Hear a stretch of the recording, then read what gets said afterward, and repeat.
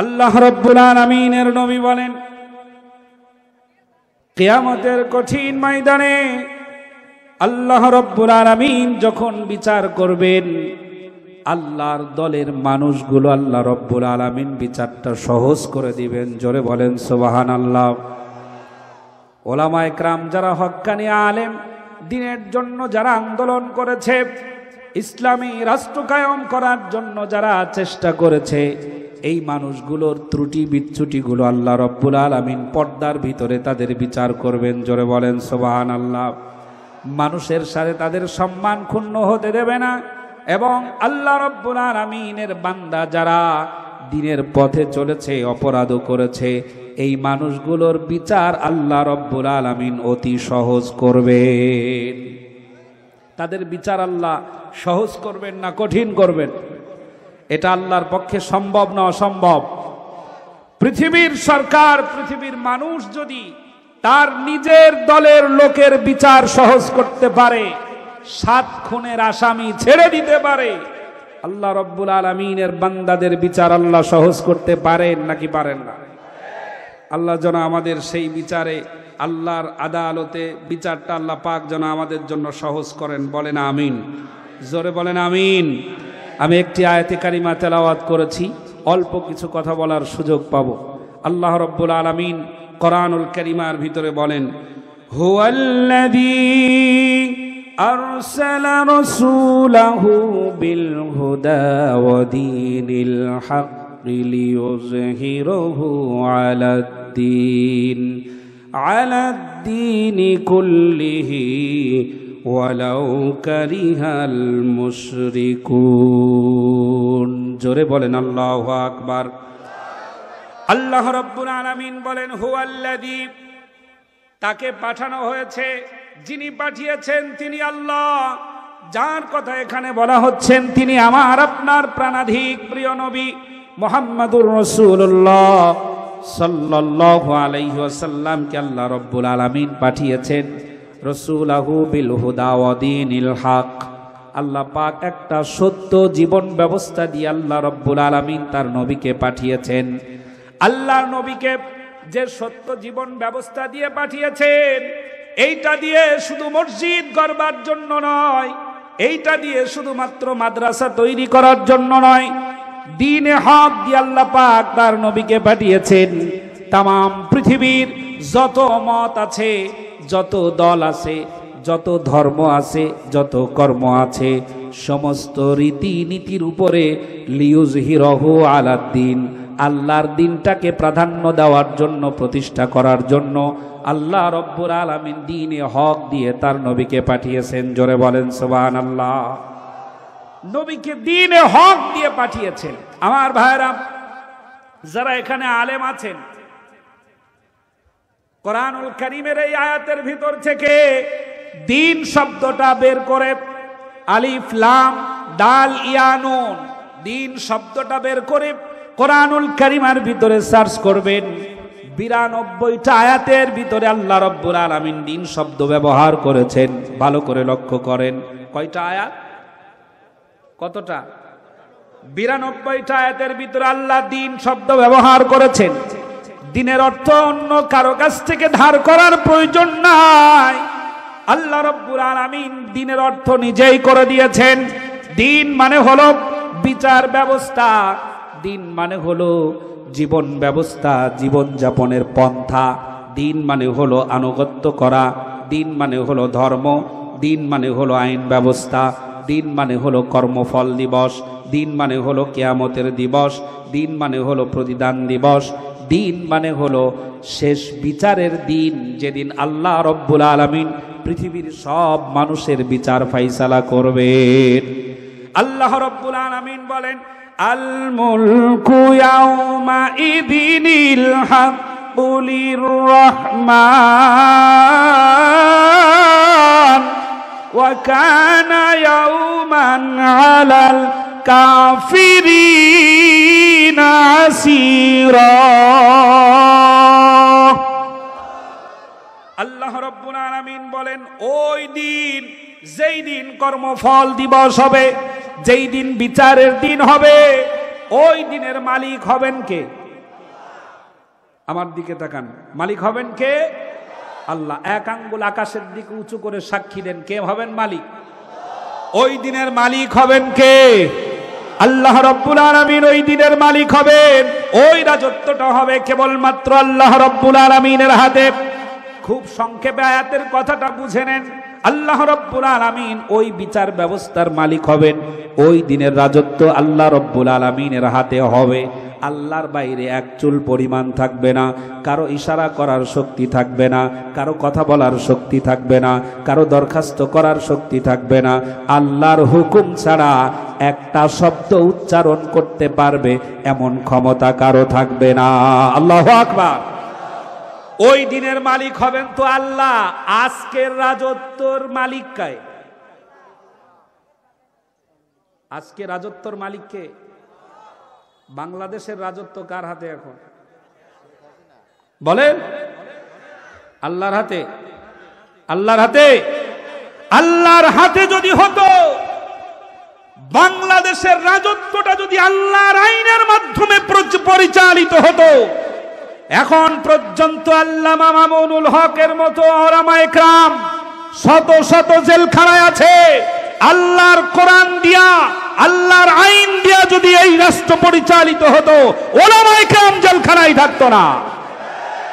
আলেমদেরকে জেল থেকে মুক্ত করার জন্য এই দ্বীনে হকের আলোচনা শোনা অপরিহার্য। লক্ষ্য করেন, আজকের রাজত্ব মাননীয় প্রধানমন্ত্রীর হাতে। কথা ঠিক তো? আওয়ামী লীগের ভাইরা আছেন না? আল্লাহর আয়াতটা বোঝেন ভালো করে।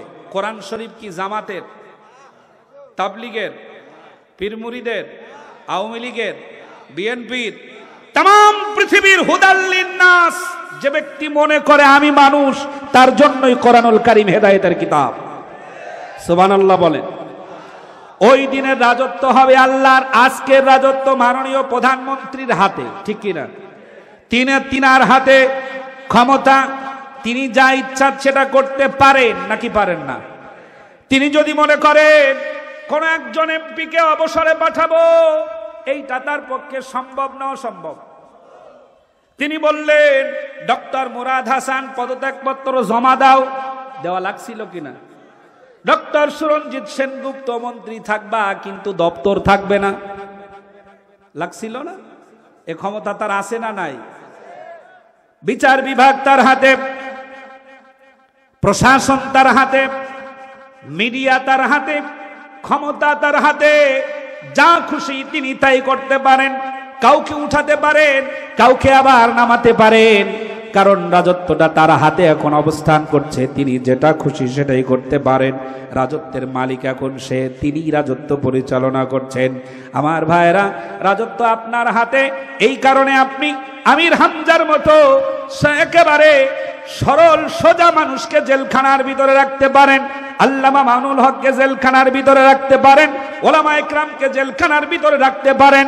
সাধারণ মানুষকে নিরপরাধ হলে তাকেও আপনি রাখতে পারেন, কোনো অসুবিধা নাই। ক্ষমতাটা আপনার হাতে। আপনি মামলার বোঝা চাপাতে পারেন, হত্যা করতে পারেন, খুন করতে পারেন, গুপ্ত হত্যা করতে পারেন, যা খুশি তাই করতে পারেন। কিন্তু মনে রাখুন, আজকের রাজত্ব আপনার। বিপদে পড়েছি আমরা। ওয়াকানা ইয়াওমান আলাল কাফিরিনা আসীরা। ওই দিনের রাজত্ব হবে আল্লাহর। বিপদে পড়বে তারা, আল্লাহর কোরআনুল কারীমের বিরোধিতা করবে যারা। আল্লাহ বুঝার তৌফিক দান, বলেন আমিন। এজন্য আল্লাহ একটি আয়াত দিয়ে বলেছেন, মা ইয়ালফিযু মিন কাউলিন ইল্লা লাদাইহি রাকীবুন আতীদ।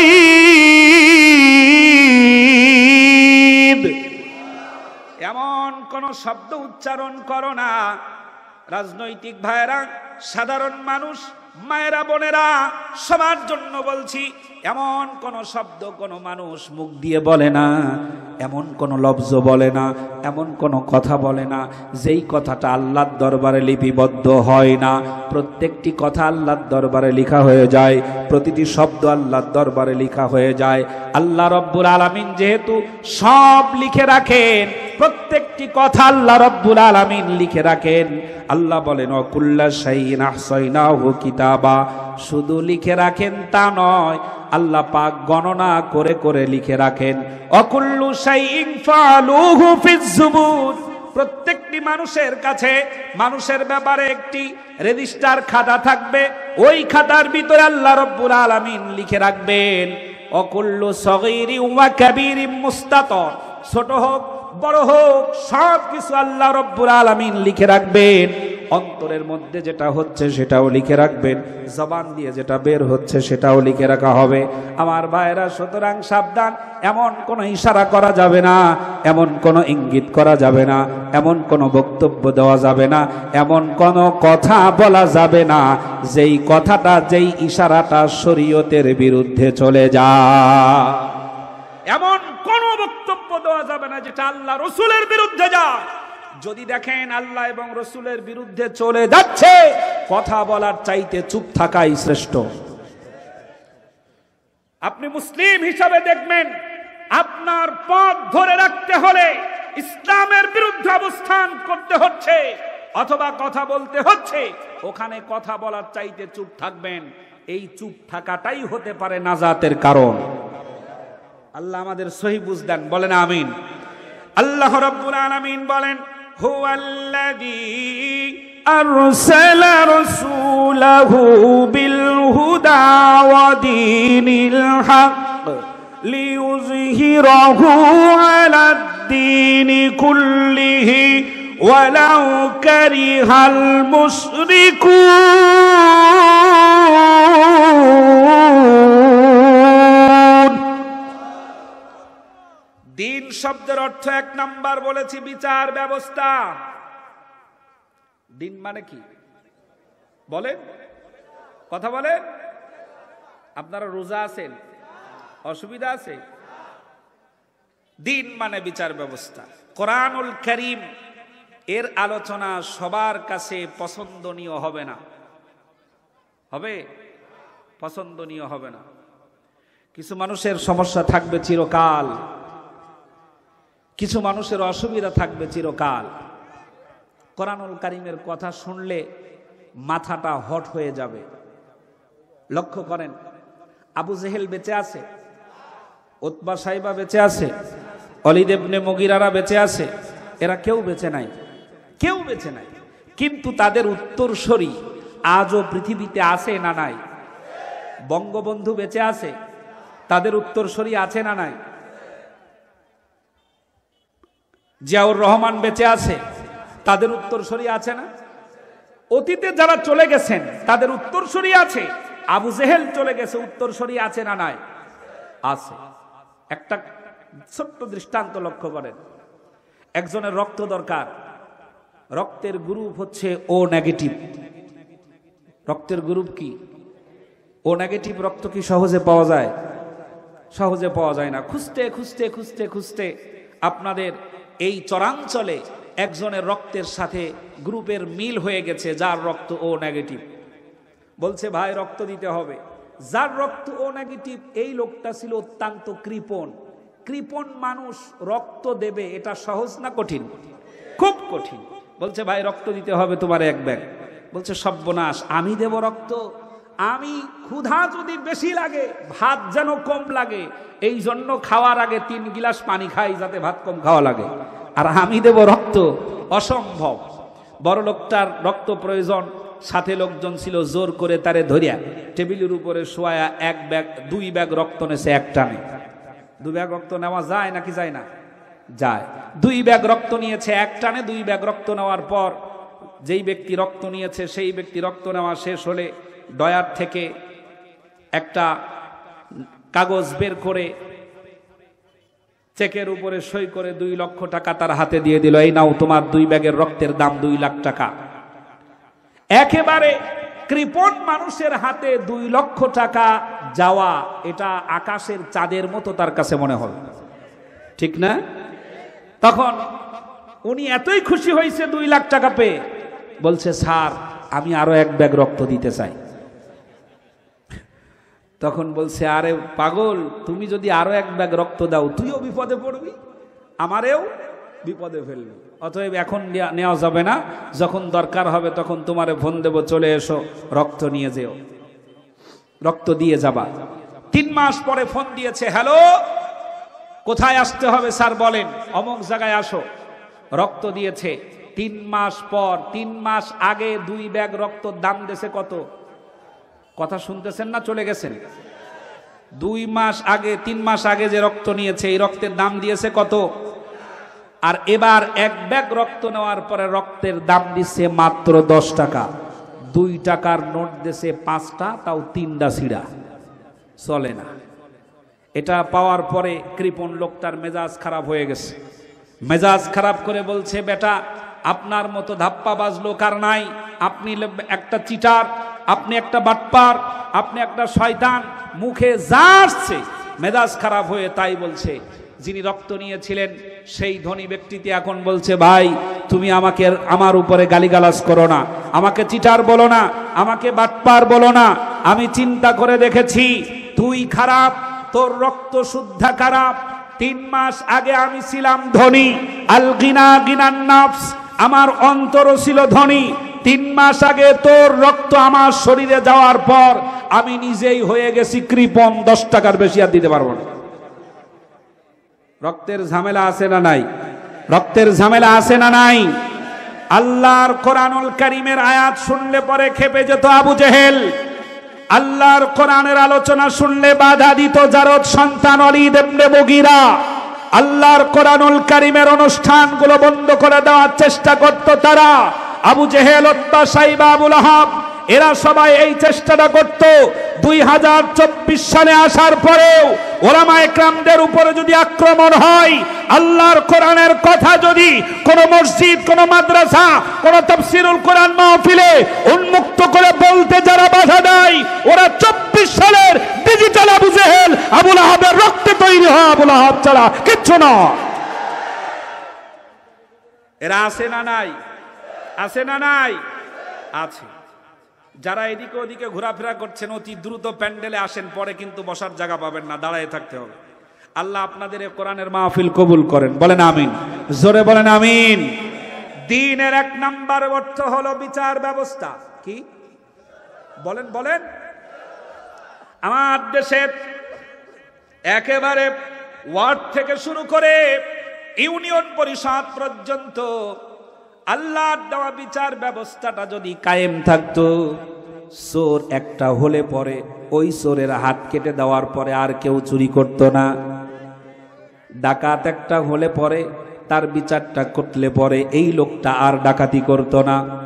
ধর্ষণ, যে ব্যক্তি ধর্ষণ করে তার শাস্তি সঠিকভাবে প্রয়োগ করলে বাংলাদেশে কোনো যুবক এই সাহস পেত না 100 নারী ধর্ষণ করে সেঞ্চুরি উদযাপন করবে, এমন সাহস কেউ পেত না। আমার ভাইরা, আল্লাহ রাব্বুল আলামিন বলেন, চুরি করলে হাত কেটে দাও। কার বিধান? বলেন, আল্লাহর বিধান। এই বিচার ব্যবস্থায় তাম পৃথিবীর মানুষেরা যত আইন করেছে, যত নিয়ম বানিয়েছে, যত অ্যান্টি করাপশন ডিপার্টমেন্ট বানিয়েছে, যত মানুষকে এর পিছনে তদারকি করার জন্য দিয়েছে, যত দুদক বানিয়েছে, চুরি বাংলার জমিন থেকে স্বাধীনতার আগ থেকে শুরু করে আজ পর্যন্ত চুরি বন্ধ হয় নাই বাংলার জমিনে। হয়েছে? ধর্ষণ বন্ধ হয়েছে, ধর্ষণ বন্ধ হয়েছে, চুরি বন্ধ হয় নাই, ধর্ষণ বন্ধ হয় নাই। এমন চোর বেড়েছে রে ভাই, রিজার্ভের টাকা পর্যন্ত চুরি করে খায়। এমন চোর বাংলার জমিনে সৃষ্টি হয়েছে। নিজের বাবার জমি, একজনের জমি অন্যজন বছরের পর বছর নিজের নামে জাল দলিল করে খাচ্ছে। এমন চোর এই সমাজে আছে না নাই? আমার ভাইরা, আমি যেটা বলতে চাই, আল্লাহর কোরআনুল কারীমের বিধান এমন শাশ্বত বিধান, এমন একটা অথেন্টিক বিধান, যেই কোরআনুল কারীমের বিধান প্রতিষ্ঠিত হলে পরে 50 বছর পার হয়ে গেছে, অনেক সরকার এসেছে, সরকার পরিবর্তন হয়েছে, চুরি বন্ধ করতে পারেন নাই। আল্লাহর কসম করে বলে গেলাম, গ্যারান্টি দিয়ে বললাম, প্রিয় সিরাজগঞ্জের ভাইরা, গ্যারান্টি দিয়ে বলে গেলাম, আল্লাহর কোরআন যদি শুধুমাত্র এই সিরাজগঞ্জের আপনাদের এই এলাকার ভিতরে চালু হয়ে যায়, চুরি করলে হাত কেটে দেওয়া হবে। 50 বছরের দরকার হবে না, সরকার উঠানামার করার কোনো প্রয়োজন হবে না, সংবিধান পরিবর্তন করার দরকার হবে না। আল্লাহর বিধান চালু হলে আজকে রাতের মধ্যেই চোর নির্মূল করা সম্ভব। আল্লাহ রাব্বুল আলামিন বলেন, লিইয়ুযহিরাহু আলাদ্দীন।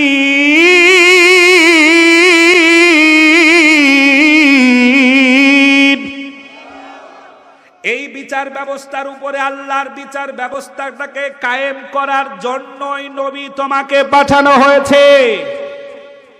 আমার ভাইরা, কোরআনুল কারীমের বিধানটা সমাজের ভিতরে প্রতিষ্ঠিত হলে পরে মুসলিমেরা শান্তিতে বসবাস করবে, হিন্দুরা বসবাস করবে, ইহুদি খ্রিস্টানরা বসবাস করবে, বেধর্মী যারা আছে তারাও শান্তিতে বসবাস করবে। একটা মেয়ে একটা রাস্তা দিয়ে, একটা মেয়ে গভীর রাতে অথবা দিনের বেলা একাকিনী অথবা দলবদ্ধভাবে এখান থেকে শুরু করে ভুয়াপুর বাজার পর্যন্ত তার সতীত্বের বর্ষা নিয়া, সৌন্দর্যের বর্ষা নিয়া, অলঙ্কারাদি নিয়া এখান থেকে পায়ে হেঁটে একা একা রাতের বেলা চলে যাবে, তাকে ধর্ষণ করার মতো কোনো কুলাঙ্গার খুঁজে পাওয়া যাবে না।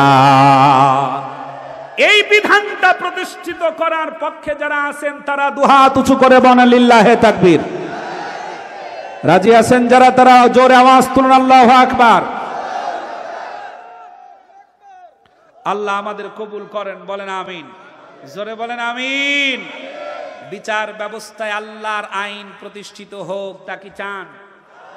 আচ্ছা, 2 নাম্বার হলো আল্লাহ রাব্বুল আলামিন কোরআনুল কারীমের ভিতরে দিন শব্দ যেটা দিয়েছেন, এটার আমি প্রথম অর্থ পেলাম বিচার ব্যবস্থা, 2 নাম্বার অর্থ পেলাম জীবন যাপনের পন্থা।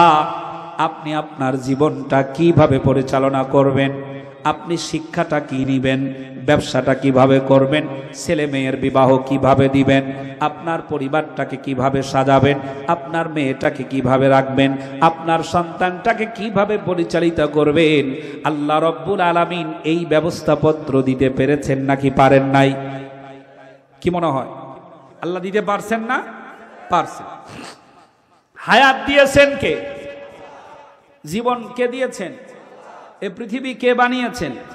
আকাশ, জমিন, এই যে অক্সিজেন যেটা আমরা গ্রহণ করি এবং যেটা ছেড়ে দেই কার্বন ডাই অক্সাইড বিষাক্ত, এটা গাছ গ্রহণ করে। লক্ষ্য করেন, আমরা কার্বন ডাই অক্সাইড ছেড়ে দেই, এটা গাছ গ্রহণ করে। গ্রহণ করার পর গাছের সবুজ পাতা, সবুজ রং আর সূর্যের কিরণ, এই দুটোর মাধ্যমে, দুটোর মধ্যে আল্লাহ পাক একটা রন্ধন ক্রিয়া করেন, একটা রান্না হয় সেখানে। এই রান্নার মাধ্যমে কার্বন ডাই অক্সাইডকে রিফাইন করে, পরিশুদ্ধ করে আল্লাহ পাক মানুষের গ্রহণ করার জন্য আবার গাছকে বলেন পৃথিবীর বুকে ছেড়ে দাও। সুবহানাল্লাহ বলতে পারলেন না? এই ব্যবস্থাটা কে করেন? কে করেন? আল্লাহ। আল্লাহ রাব্বুল আলামিন বলেন, হুয়াল্লাযী আরসালার রিয়াহা ফাতুসিরু সাহাবান ফাসুকনাহু ইলা বালাদিন মাইয়িতিন ফাআহইয়াইনা বিহিল আরদা বা'দা মাউতিহা। জোরে বলেন আল্লাহু আকবার। আপনার এলাকার মানুষ কৃষক মানুষ, আপনাদের মাঠ ভরা ফসল দেখতে পাচ্ছি, ডানে বামে ফসল, মাটি ফেটে চৌচির হয়ে যায়, আপনার মেশিনের পাইপের মধ্যে পানি নাই। আপনি একজন কৃষক, ক্ষেতের কোনায় দাঁড়ায়া, জমিনের কোনায় দাঁড়ায়া আকাশের দিকে তাকাচ্ছেন আর ভাবছেন, আল্লাহ কবে কখন যেন বৃষ্টি হবে, বৃষ্টি হলে পরে আমার ফসলটা ভালো হতো, আমার অবস্থাটা ভালো হতো। গত বছর ফসল ভালো মতো হয় নাই, এবার যদি পানির অভাবে ফসল না হয়, সন্তানাদি নিয়ে কিভাবে চলবো, নানান টেনশন আপনার মাথায়। আল্লাহ রব্বুল আলামিন বলেন, বান্দা তোমার এই টেনশন পৃথিবীর কোন সরকার শুনতে পায় না, কোন প্রশাসন শুনতে পায় না, কোন সাংবাদিক শুনতে পায় না, কোন মেম্বার শুনতে পায় না, কোন চেয়ারম্যান শুনতে পায় না। যিনি শুনতে পান তিনি কে? আল্লাহ রাব্বুল আলামিন বলেন, আমি শুনতে পেয়েছি এবং সমুদ্রের লবণাক্ত পানিগুলোকে বাষ্পীয় আকারে মেঘমালায় উত্থিত করলাম, মেঘ বানালাম, এরপরে বাতাসকে অর্ডার করলাম, হুকুম করলাম, এটাকে টানতে টানতে নিয়ে গিয়া সিন্দুর আটার এলাকার মাথার উপরে ছায়ে দাও, তাদের মাথার উপরে ভাসমান করে দাও। আমি আল্লাহ রাব্বুল আলামিন মেঘটাকে অর্ডার করলাম, বিন্দু বিন্দু করে ফোঁটা ফোঁটা করে জমিনে নির্গত হও। যদি তুমি জকের মতো হও, অথবা কলসির মতো হও, অথবা জলপ্রপাতের মতো হও, আমার বান্দার শখের তৈরি করা বাড়িটা ভেঙে চুরমার হয়ে মাটির সাথে মিশে যাবে। এত বড় বড় হতে পারবা না। ফোঁটা ফোঁটা করে জমিনের উপরে ফেলে দেওয়ার পর তোমার শুষ্ক জমিনটাকে আমি আল্লাহ পাক এটাকে আবার জিন্দা করে দিলাম, মরা জমিনটাকে জিন্দা করলাম। এখানে তুমি ফসল বুনলে, ফসলের উপর দিয়া মাটি দিয়া, মাটিটা তুমি একটা বাসই দিলে অথবা মই দিয়ে দিলে, এরপরে হালকা পানি ছিটিয়েছ, অথবা রাতের বেলা কুয়াশা পড়ে কাদার মতো হয়ে গেছে, সকাল বেলা তুমি দেখতে পেলে মাটিগুলো ফাটায়া মাটিগুলো ফেটে ফেটে প্রত্যেকটি বীজ থেকে দুটো করে নরম তুলতুলে পাতা বেরিয়েছে। পাতাগুলোর উপরে হাত দিয়ে দেখা যায় মাটির চাইতে পাতা 1000 গুণে নরম।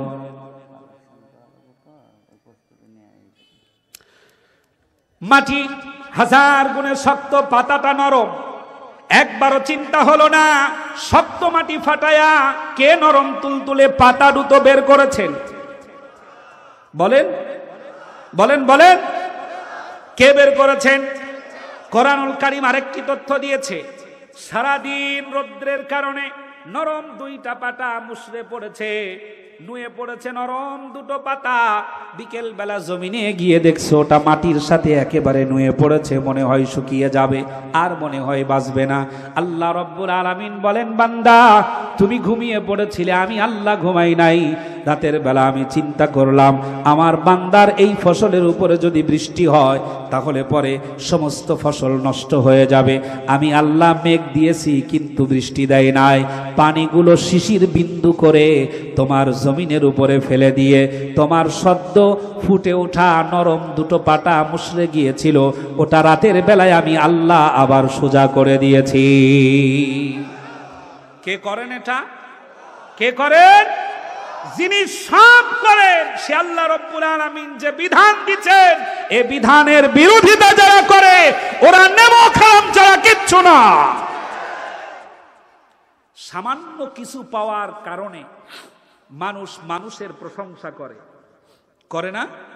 মানুষ মানুষের প্রশংসা করে, কিন্তু আল্লাহ রব্বুল আলামিন আমাদের সব দিয়েছেন, আল্লাহর জন্য আমাদের গোলামিটা হয় না।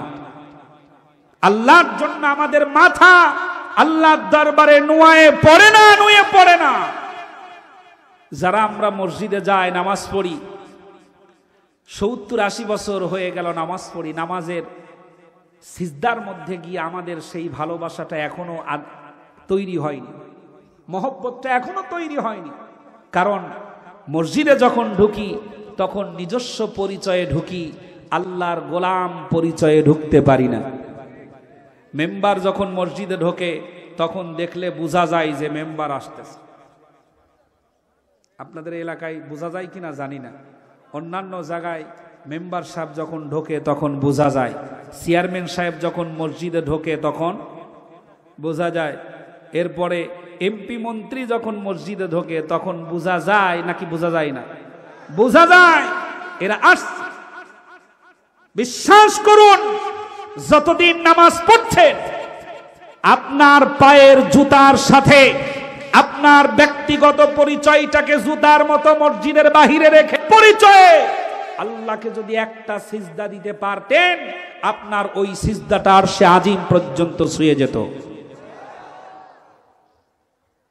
আল্লাহ আমাদের সঠিকটা বোঝার তৌফিক দেন, বলেন আমিন।